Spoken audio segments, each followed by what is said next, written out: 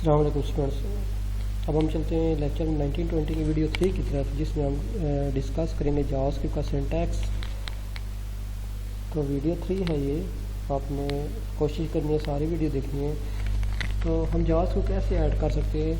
हम जावास्क्रिप्ट को ऐड कर सकते हैं अपने पेज के अंदर। अपने जावास्क्रिप्ट को हमने रेंडर कराना है HTML के एलिमेंट के साथ, तो हम सेपरेट फाइल में भी इसको रख सकते हैं और इसको लिंक कर सकते हैं पेज के साथ। लेकिन अभी हम शुरू करेंगे बेसिक से। तो हम स्क्रिप्ट टैग के थ्रू जावास्क्रिप्ट को अपने कोड में शामिल कर सकते हैं। तो स्क्रिप्ट का टैग हम बॉडी के अंदर भी लगा सकते हैं। स्क्रिप्ट का टैग लगाएंगे और यहाँ पे जावास्क्रिप्ट कोड लिखेंगे।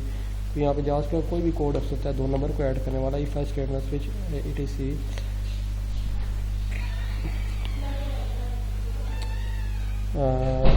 स्क्रिप्ट के टैग के साथ हम लैंग्वेज का एट्रीब्यूट यूज़ कर सकते हैं।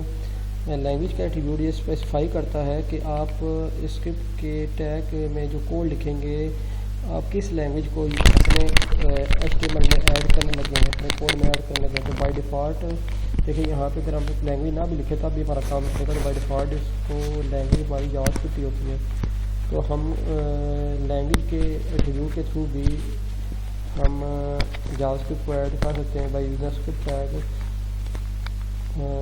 स्क्रिप्ट का टैग हम यूज़ कर सकते हैं टाइप एट्रीब्यूट के साथ भी। टाइप में हम स्पेसिफाई करते हैं कि आप स्क्रिप्ट की टाइप क्या है, जावास्क्रिप्ट है, इन टाइप फॉर्म। ठीक है जी। तो जावास्क्रिप्ट में कमेंट्स कैसे लिखेंगे? अभी आपने यहाँ पे प्रोग्राम्स को टेंशन नहीं लेने के, हमने कोई अभी तक प्रोग्राम जावास्क्रिप्ट ये भी हम थोड़े बार भी ले रहे हैं। उसके बाद हम प्रोग्राम लिखेंगे, प्रोग्राम लिखना आ जाएगा आपको, इसमें इतना बड़ा इशू नहीं है। ये पहला लेक्चर जावास्क्रिप्ट का जो 1920 ये आसान है काफ़ी। तो इसमें बेसिक्स आप पढ़ेंगे, बेसिक कंस्ट्रक्ट जावास्क्रिप्ट का। तो जावास्क्रिप्ट को हम ऐड करना सीख लिया, स्क्रिप्ट के टैग के थ्रू करेंगे। कमेंट्स किस तरह लिखते हैं जावास्क्रिप्ट में कमेंट्स उसी तरीके जैसे आप C++ में कमेंट्स लिखते हैं। सिंगल लाइन के 2 फॉरवर्ड स्लैश यूज़ करते हैं और मल्टीपल लाइन के एक ब्लॉक बना के उसके अंदर लिखते हैं जिस चीज़ को हमने कमेंट करना होता है। तो जावास्क्रिप्ट का पहला कोड हम लिखते हैं। जावास्क्रिप्ट पहला कोड हम कैसे लिखेंगे? कोड लिखने का तरीका हम पूरे पेज पे कर लेते हैं। तो हम यहाँ पे हमारा कोई भी हम जो पेज है वो बना रहे हैं, हमारा एक रूट डायरेक्टरी होगी, वो कौन सा होगा? वेबसाइट का फोल्डर। सिस्टम चूँकि मैं दूसरा यूज़ कर रहा हूँ, इसके अंदर वेबसाइट का फोल्डर नहीं है। तो इसके अंदर हमारे जितने भी पेजेस होंगे वो हम किस में बनाएंगे? हम वेब पेजेस के फोल्डर में बनाएंगे। तो वेब पेजेस के फोल्डर में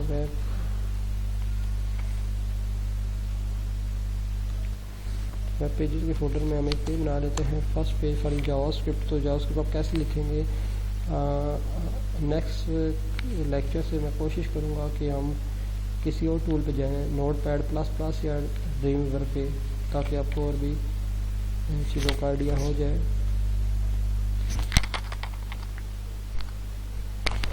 और पेज कैसे बनाते हैं? यहाँ पे ब्लैंक डॉक्यूमेंट नोटपैड को यूज़ करते हैं। फिलहाल हमारे पास और कोई टूल नहीं है, तो मैंने लिख दिया जी फर्स्ट JS का कोड है। तो ये इसका नाम हो गया। और ये कौन सा जी? HTML डॉक्यूमेंट है। तो इसको क्या किया जी, ओपन विद नोटपैड किया और इसमें क्या लिख दिया, कोड लिख लिया। तो ये हमारा फर्स्ट कोड है। तो कोड कहाँ पे लिखा हुआ हमने?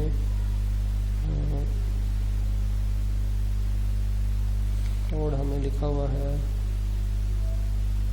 नोटपैड में। तो कैसे? HTML के अंदर बॉडी में लिखा। हम हेड में भी लिख सकते हैं, बॉडी में लिख सकते हैं, आगे जाकर डिस्कस करते हैं चीज़ को। तो you can use only the script tag. आप स्क्रिप्ट के साथ लैंग्वेज का टैग भी यूज़ कर सकते हैं, लैंग्वेज का एट्रीब्यूट यूज़ करते हैं टू स्पेसिफाई द लैंग्वेज। जो आप लैंग्वेज को यूज़ करते हो टाइप का एट्रीब्यूट यूज़ कर सकते हैं। लेकिन आपके जो करंट ब्राउज़र हैं वो रिकगनाइज़ करते हैं जावास्क्रिप्ट कोड को। तो मैं यहाँ से इसे ख़त्म कर रहा हूँ और स्क्रिप्ट। तो इस पहले प्रोग्राम में जो कि शो करेगा हेलो वर्ल्ड, तो ये क्या शो करेगा, डॉक्यूमेंट डॉट राइट मेथड को डिस्कस कर रहा है। तो ये डॉक्यूमेंट डॉट राइट किसकी स्टेटमेंट है, document is a object, document object, document is a built in object in JavaScript. किसको रेफर कर रहा है, द करंट डॉक्यूमेंट, ये जो आपका HTML की डॉक्यूमेंट है इसको डिस्कस कर रहा है कि इस डॉक्यूमेंट के ऊपर राइट करो। ये डॉक्यूमेंट कहाँ पे खुलेगी, ब्राउज़र में। राइट क्या है जी, मेथड है इस डॉक्यूमेंट ऑब्जेक्ट का, बिल्ट इन फंक्शन है, मेथड है।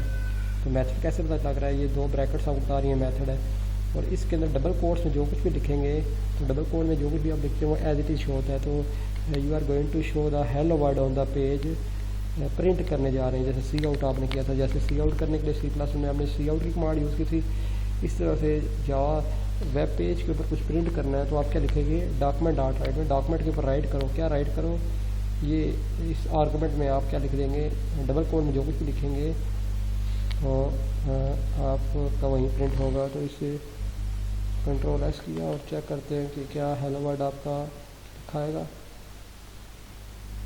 तो हेलो वर्ड आ गया। तो इस तरह से हमने पहला पेज बनाना सीख लिया है। या उसके बाद आगे चलते हैं थोड़ा सा।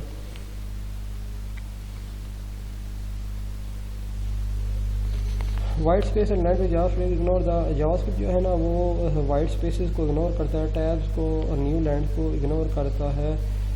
हाँ, अगर आप इंस्ट्रक्शन लिखेंगे और हर इंस्ट्रक्शन एक नई लाइन पे लिखेंगे तो उसके लिए सेमी कॉलन की ज़रूरत नहीं है, लेकिन एक ही लाइन में मल्टीपल इंस्ट्रक्शन लिखेंगे तो आपको सेमी कॉलन की ज़रूरत होगी।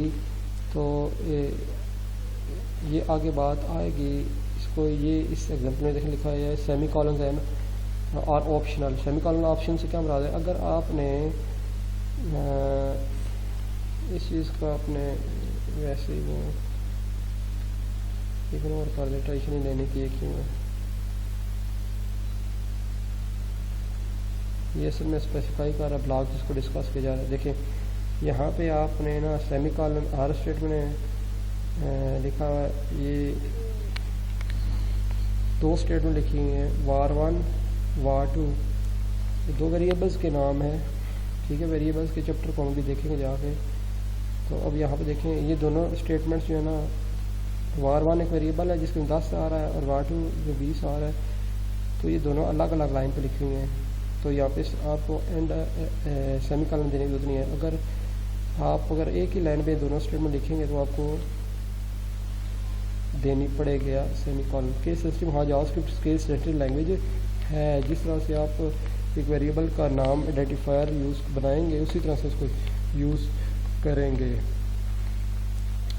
चनोस्क्रिप्ट का टैग क्या है, देखिए अगर आपका ब्राउज़र जो है ना जावास्क्रिप्ट को, स्क्रिप्ट के टैग को तो रिकग्नाइज़ कर रहा है लेकिन उसके अंदर लिखे हुए कोड को रिकग्नाइज़ नहीं कर रहा, तो फिर नो स्क्रिप्ट का टैग अल्टरनेट के तौर पे यूज़ होगा। मतलब क्या इसका, कि लेट से आपका ब्राउज़र है वो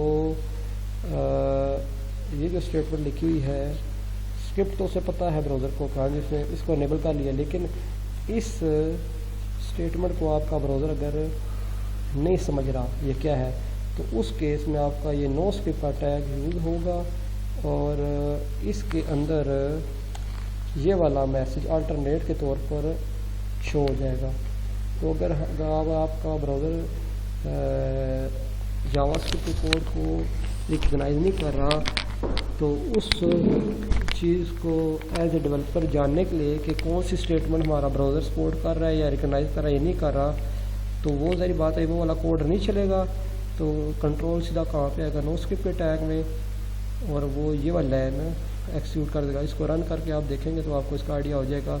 अगर ना समझाई दे तो आप उससे क्वेश्चन करेंगे इस पर, ठीक है। सीधी सी बात है कि जिस कोड को जावास्क्रिप्ट कोड को आपको ब्राउज़र एक्सिक्यूट रिकग्नाइज नहीं करेगा, तो ये नो स्क्रिप्ट का टैग लगा के हम ये मैसेज यूज़र को रेंडर करा सकते हैं कि आपका ब्राउज़र सपोर्ट जावास्क्रिप्ट को नहीं कर रहा। तो नो स्क्रिप्ट का टैग अल्टरनेट के तौर पे यूज़ होता है कि उस वक्त क्या करना चाहिए आपके कोड को जब आपका ब्राउज़र जावास्क्रिप्ट को रिकग्नाइज नहीं कर रहा।